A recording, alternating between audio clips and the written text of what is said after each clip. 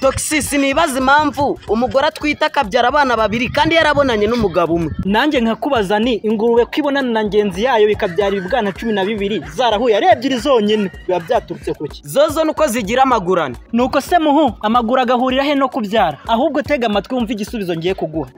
Umugore ahura n'umugabo inanga igacikamo kagira inkuru. Iyo nanga rero igahura n'amajya abiri muri nyababyeyi. Iyo nanga bayicuranga bari mu gikorwa. Wapi? None ubwo iba yarageze muri nyababyeyi gute?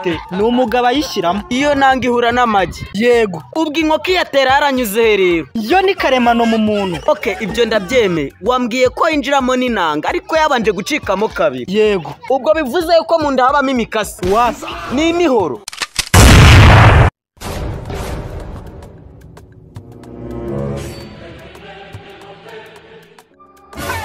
Aha Toxis nkubonye nagushakaga. Hari uwakuntumye? Wapi? Uri maneko? Wapi? None ahubwo mfite ikibazo cyo mu mutwe wisanganiwe. Oya, ni ubugoryi. Wapi? None nicyo natekereje. Noneho ubushishi bwatumye utekereza. Ese Toxis waritse nka kikubaza? Harya ni igiki? Ni ikibazo. Uyu munsi nshaka kwakira ibisubizo sinshaka kwakira ibibazo. Humura Toxis, nagara amafaranga nashaka kukuguza. Wakubwe atari amafaranga ushaka kunguza wemere kumbaza ikibazo cyawe. Okay. Nkunze yuko ugiye kumbwira icyo kibazo cyawe. Ariko hano nkunda kurambirwa ubusa. Urambwira ubugoryi hano ngira imbwa y'urushyi ikunda kunshika. Ni wikanga yakugeze ku mutwe numbaza. Mbwira wirinde ko ndambirwa. Toxis nibaza impamvu umugore atwita akabyara abana babiri kandi yarabonanye n'umugabo umwe. Nanjye nkakubaza ni ingurube kwibonana na ngenzi yayo bikabyara ibibwana 12 zarahuye ari ebyiri zonyine biba byaturutse kuki? Zozo nuko zigira amagurane. Nuko se muhu amaguru agahurira he no kubyara? Ahubwo tega amatwi wumva igisubizo ngiye kuguha.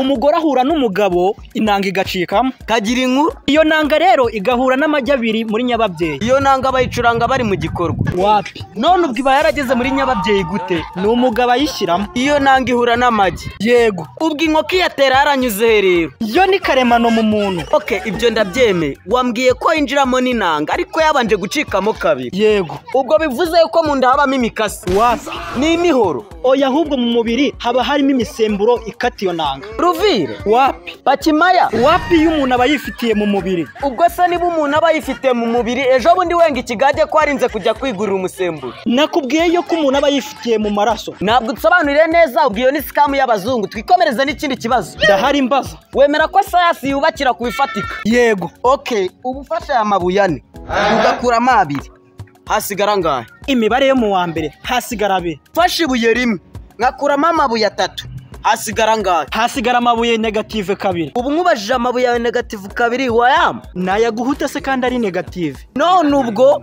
ariko birashoboka. Ngaho yanyereke.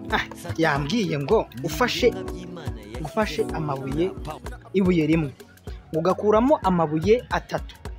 Ariko uri kubyumva yuko hasigara amabuye negative 2. None harongera arambaza ngo mwereke ayo mabuye negative 2.